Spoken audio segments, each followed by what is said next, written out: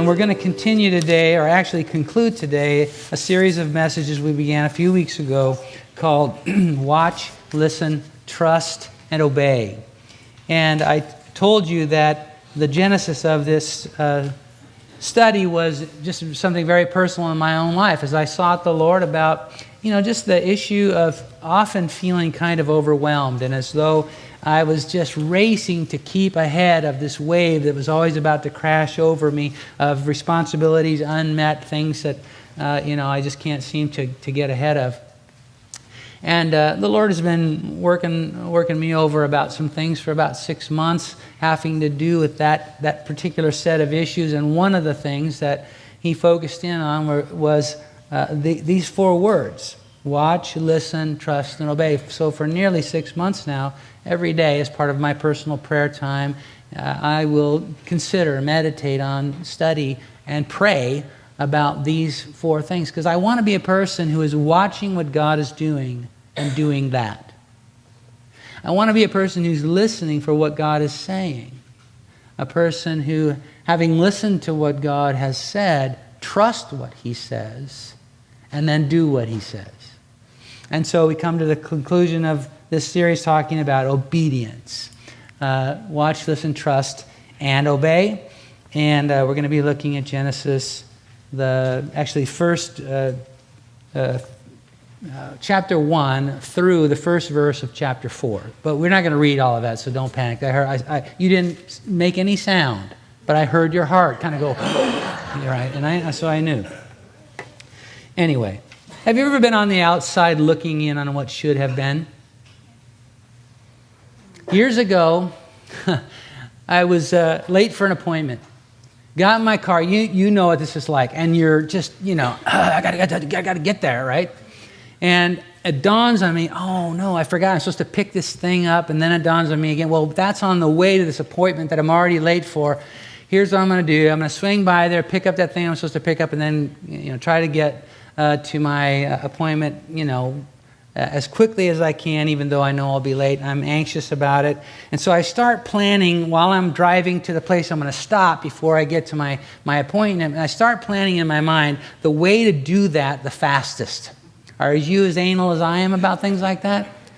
And maybe not. Okay, well, I'm thinking, okay, how can I do this quickly? And I thought, well, I know what I'll do. I'll just pull up in front of the place. I don't remember what it was. I don't know if it was dry cleaning I had to pick up or whatever. But anyway, I was going to just pull up in front of the place, leave the car running, jump out, go in there and get my stuff, and then be on my way so I don't have to take the extra time to shut the car down and then restart it when I finish up. You following me?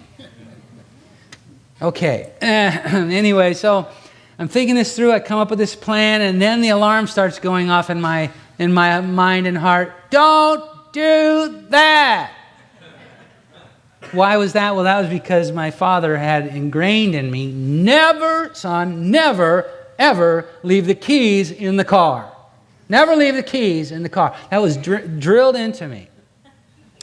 And the only thing I knew about that was you don't leave the keys in the car because somebody might steal the car, right? And so then I begin this internal dialogue of, well, yeah, but I'm only going to be feet away from the car when I run into this building. There's no way anybody could steal the car without me being right there. So and I shut down that warning, don't do. I quieted that down with my logic, right? It's so logical.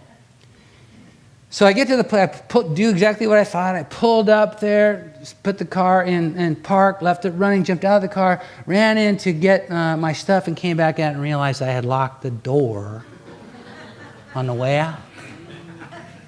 And now I am literally on the outside looking in on what should have been. My car sitting there in front of this place, running without me in it. But what a picture that is of a lot of other times in my life when I failed to heed the voice of God saying, don't do that. And then I have this internal dialogue, but I excuse it and I work out my logic why it's okay for me to do that. And then I end up paying the price because I can't see what He can see. He knows I'm only considering one aspect of the issue. I was only considering the possibility that someone might steal my car, and I had that one worked out. I had no concept that I might do something stupid like lock my keys in the car with it running. But God knew that. God knows that kind of stuff about our lives. And so when we fail to listen to Him, when we fail to obey Him, we pay the price. And we end up feeling often like wow, that part of my life, I'm just sealed off from it. What could have been, what I longed for, what I thought that God was up to, I feel excluded from Him. And we're going to talk about that today. And the way we're going to do that is look at the very first couple, Adam and Eve.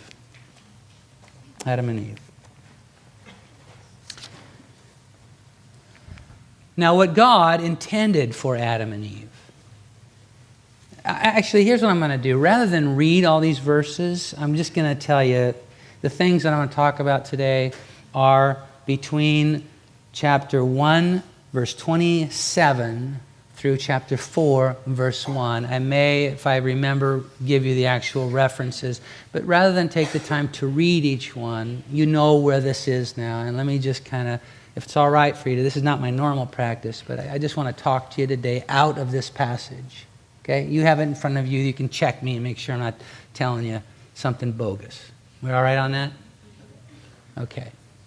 So the things that God intended for Adam and Eve, human beings, not just that first couple, but all of us to experience, were number one, dominion. In chapter 1, verse 28, he says, be fruitful and multiply, fill the earth and subdue it, have dominion over. And then he explains what. And so God intended for human beings to rule over their circumstances, not be ruled by them. To have shared dominion with the Creator. Think about this. God intended for us to have shared dominion of this planet. And we all know what it's like to be ruled by our circumstances. To feel like we are submitting to, or have to submit to the dictator of the clock, or our bank account, or you name it. We feel restricted and restrained by our circumstances. God meant for us to live as people who had dominion over their circumstances. That was part of God's intentions for Adam and Eve and for us as well. And the second thing that God intended for us to experience was partnership with Him. Partnership with Him. It says that He placed Adam in the Garden of Eden to tend it. That doesn't mean that He intended for Adam to be sort of a glorified gardener, just pulling weeds and stuff like that. The word to tend it means to cultivate it, to develop it. God wanted us, His intention was for Adam and Eve, human beings, to be partners with Him in the development of this world that He created. Partnership. And then it says that He had placed within the Garden of Eden not only the tree of the knowledge of good and evil that we all know is the source of the fall of mankind. We'll come back to that in a minute. But He also placed there the tree of life. And He told them, you can eat of every tree in this garden, but except for the tree of the knowledge of good and evil. They were invited to eat of the tree of life. At the conclusion, after they had fallen, at the end of chapter 3, it says there that God had to block them from the tree of life. They had not eaten of it yet, and if He allowed them to eat of the tree of life in their fallen condition, their fate would have been sealed. But up till that point, they were invited to eat of the tree of life. Now that doesn't mean that you eat this tree and you just exist. Life there is the kind of life that God has, which is far beyond just biological life. God meant for us to have life eternal, not just everlasting life, not just life that goes on forever, but the kind of life that God has. He meant for us to have that. That was part of God's intentions. Dominion, partnership, and life. That's what God intended for Adam and Eve and for us as well. And it says here that God's intentions about these things were based on us as a people, as a race, as a human race, to fulfill two commandments. He said to Adam and Eve, be fruitful and multiply.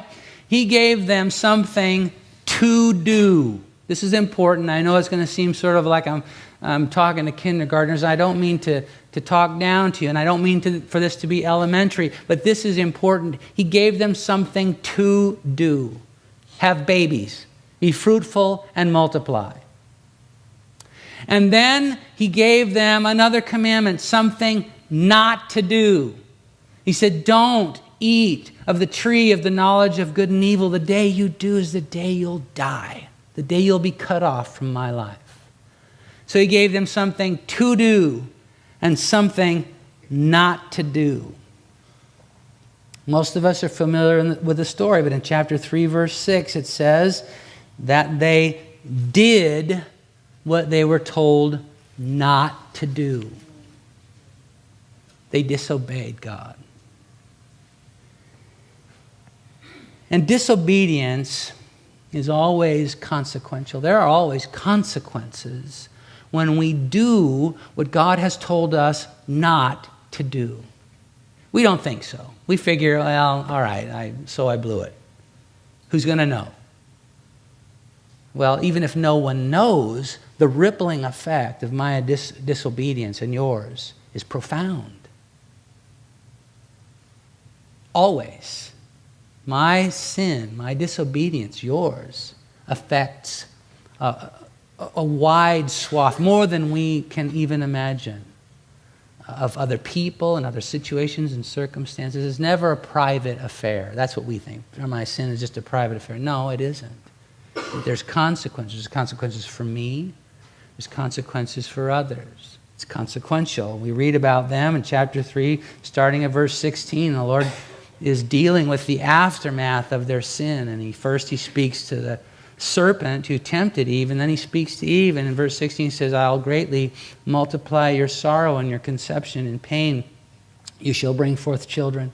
Your desire shall be for your husband, and he shall rule over you. These are some of the consequences to Eve of their sin. I don't have time to deal with all that and what it means and everything, but just there were consequences. Widespread consequences. And then to Adam, verse 17, he said, because you have heeded the voice of your wife and have eaten from the tree of which I commanded you, saying, you shall not eat of it, cursed is the ground for your sake. In toil you shall eat of it all the days of your life, both thorns and thistles it shall bring forth. And you shall eat the herb of the field, in the sweat of your face you shall eat bread, till you return to the ground, for out of it you were taken, for dust you are, and to dust you shall return. Was never intended for us to return to dust. It was not God's plan. Life eternal is what he planned for us. The consequences of sin was that part of it was that we would be returning to dust. Now, that doesn't mean there isn't eternity beyond that. I'm not saying that, that death is the end. It isn't. But there's a big consequence here. Things are changing in a devastating way. It says here, he says to Adam, from now on, as everything has been provided for you, up till now, your entire existence, everything that you have ever needed has been supplied to you by my hand. From now on, because of the sin that you have unleashed. And I don't even believe this was God creating this punishment. This was God articulating the consequences for sin, what we unleashed upon ourselves. When we brought sin into this world, which had corrupted and broke everything, this is part of what God is saying. Now, look what you've done. Now you're going to have to, for every bite of food you take, you're going to have to fight with nature to get it. There's consequences for our sin. So disobedience is consequential, but listen, it's also unrecoverable. You can't undo what you've done.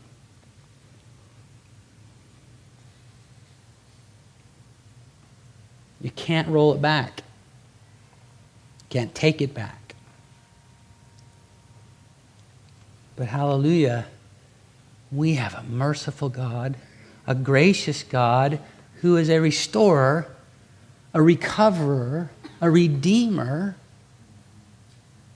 And we see that even here at the scene of the crime, chapter 3, verse 15, as God is dealing with the aftermath of man's sin, he says to the serpent, he says, and I will put enmity or I will put conflict between you and the woman, between your seed and her seed. He, the seed of the woman.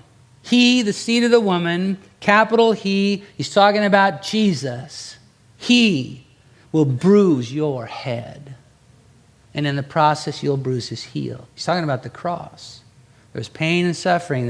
The enemy of our souls nipping at the heel of the Son of God at the same time He was crushing our enemy. So at the scene of the crime, God was pronouncing His intentions to recover and restore and save us. That's our God. But His recovery and restoration plans for you, dear one, are dependent upon a word we don't like very much. It's on the screen right now. Obedience. Obedience. And let's talk about that for a few minutes. Loss, our loss always begins with disobedience. But restoration begins with obedience. When we find ourselves on the outside looking in on what should have been because we have done what we were commanded not to do, there often remains, by the mercy of God, something we've been commanded to do that we can still obey. That's why I went to the trouble of explaining that there are two types of commands that we all have. The Word of God is full of two kinds of commands. Things to do and things not to do. When you have done what you were told not to do, what God has said not to do, and unleash the consequences of that disobedience in your life, often there still remains, because we have a merciful God who holds back what we deserve. That's what mercy means. Grace means He gives us what we don't deserve. Because we have a merciful and gracious God, there still remains often the possibility that I can do what He told me to do. That is not a small thing. That's a huge thing. The mercy of God. Now, let's talk about obedience for a minute. Obedience is always blind. I told you about my car, locking myself out of my car, and part of that was because I was blind to the fact that there was something else that might be a problem if I left my keys in the car. I could only imagine one scenario, a problem, that somebody would steal it. So when God speaks to us from His Word and He gives us commands to do things, it's always blind to some degree. We can't see the downstream ramifications. But here's what we do often, or maybe it's just me. But I will go, God, can you explain yourself? You want me to give 10% of my income? Can you explain to me how that makes any sense at all? Don't we do stuff like that? First of all, we always think we are capable of understanding. Dear ones, we're talking to the maker of the universe here. He's got a little bit more on us than we think sometimes. And we have to trust Him. So, the fact that you may not be able to conceive of why God asks these things of you, why God has given us these commands to do some things or not to do some things, the fact that that might be a little mysterious to you and might not make so much sense, don't let that trouble you. He's the maker. We trust Him. So obedience is always to some degree blind. It's also difficult. I don't care what it is. To obey God is always going to be a challenge. It's always going to be difficult. Not only because there's so much power in it that the enemy will do everything he can to try to keep you from obeying God, but simply because it's not easy. There will always be, now we get to chapter 4, verse 1.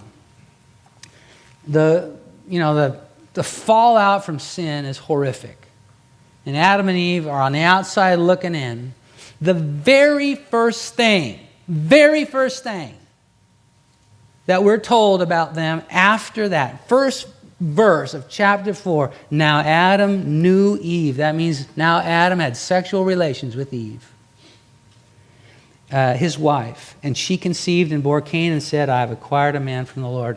They are doing what God had told them to do, that they have yet not done. And when they do, it unleashes God's recovery and salvation. I'm going to come back to that in a second. But it wasn't easy. You might be sitting there thinking, well, how hard could that be really? Doesn't that just sort of come natural? Put yourself in their shoes. No, it didn't. A couple of months ago, I was up in Portland when my youngest son's wife was having their first child. I was out in the waiting room.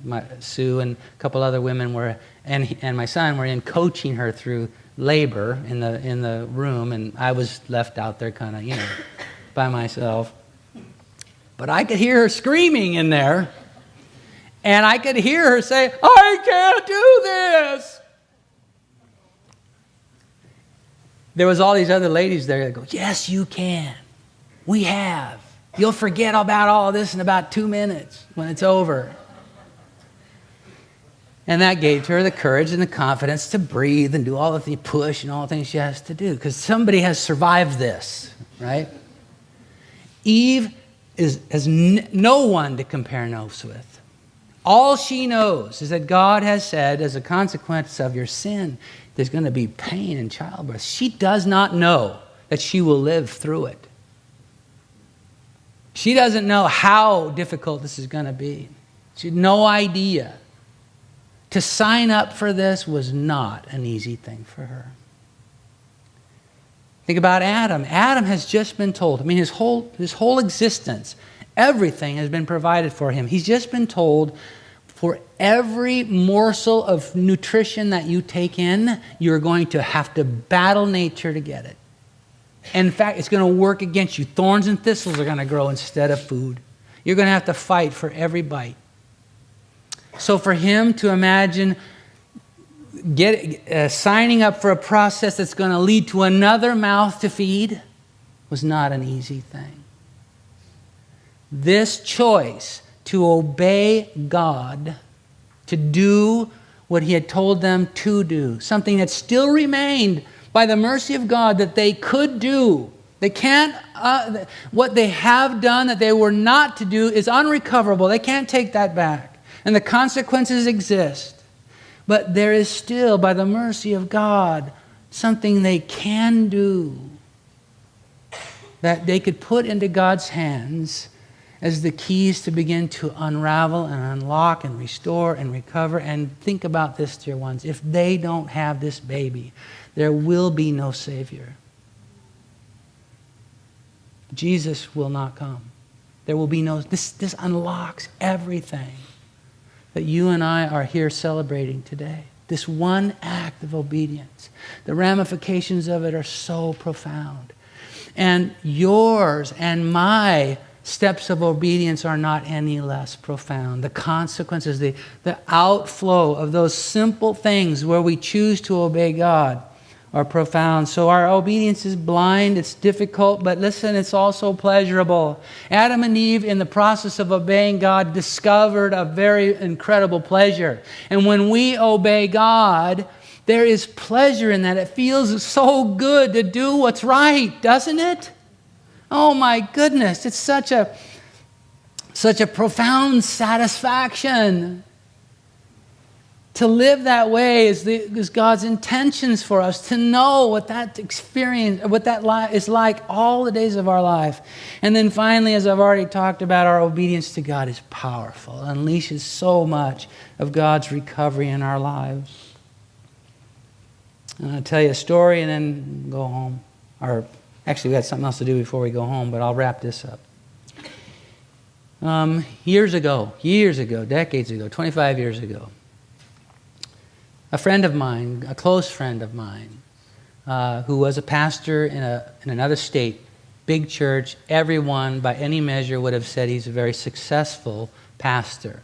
Large church, they had just completed a huge building program. Their church complex had been expanded and, it was an amazing thing.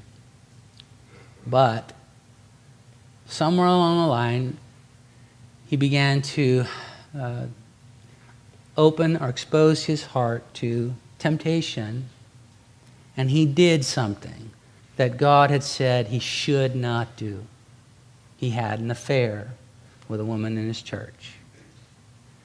And about that fast, he found himself on the outside looking in on what should have been. He lost his family, he lost his church, lost his ministry. It's unrecoverable, and it's consequential.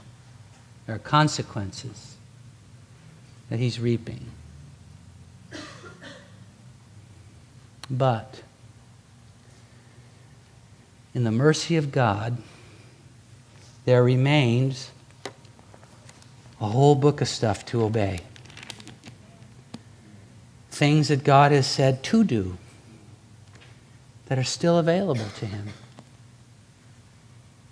And one of the verses in this Bible, back in Hebrews, it says, don't forsake or neglect the assembling of yourselves together. That means don't stop hanging out with the church. Well, my friend, he still lives in the same town where he's been a prominent minister and everybody knows him. His church was probably the biggest in the city. He can't go anywhere that people don't know him and they don't now know his story. And so for him to walk into a church in that town meant swallowing a big old chunk of pride. It meant exposing himself to, ridicule and whatever else anybody wants to bend his ear about, think about him. But he's looking now to unleash the power of recovery in his life and finding things he can obey. So he showed up at a church there. The pastor knew him. People knew him. But just started showing up week after week, swallowing his pride, letting the healing balm of the family of God wash over him. Then he signed up to work with babies in the nursery. Just week after week, he'd show up and put on an apron like so many of you do around here and, burp babies and change their diapers and stuff like that. He found another verse in here where it says that if a man doesn't provide for his family, he's worse than an unbeliever. And he said, you know what? That's still something that remains to be obeyed on my part. See, he had his whole adult life, he'd been in vocational ministry. He didn't have much of a resume that he could use to secure other employment. Not many marketable skills. But he said, there's something I need to obey. I've got kids that I need to provide for their child support. So he went out and he got a job as a delivery truck driver. He'd go to 7-Elevens and restock their milk and bread and candy bars and stuff like that. And he just kept at it, obeying the things that were still available for him to do. And the recovery that God began to unleash in his life, it didn't happen overnight. And there was no way that he was ever going to be able to return to pastoral ministry, to vocational ministry. But that didn't mean that God didn't have a future for him, that God didn't have plans for him, that God's power to redeem wasn't greater than his power to screw it up. And for decades now, that man has been a faithful, fruitful churchman in his congregation. He's been remarried now for probably 15 years or so. I was privileged to conduct that marriage. He's married to a wonderful Christian woman. Together they serve in their church. They've helped plant a church in the intervening years. He's served as a coach to the worship teams in his congregation because he has a musical background, and they just do whatever they can to serve the Lord. And God has blessed them. The end of the story of Adam and Eve is not their expulsion from the garden. It starts with chapter 4, verse 1, when they have a baby.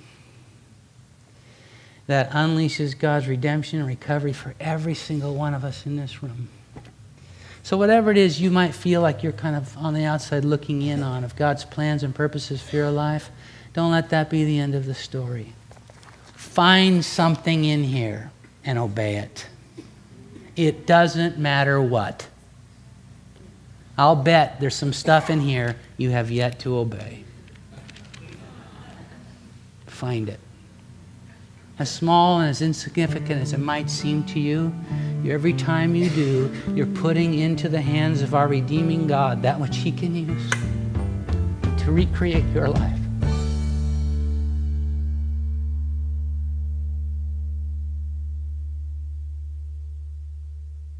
This is recording number 11142 from the teaching ministry of Crossroads Foursquare Church in Fairfield, California. It was recorded on Sunday morning, January 25, 2015. This is the fourth and final message in a series titled, Watch, Listen, Trust, and Obey. This message by Randy Bolt is titled, Obey.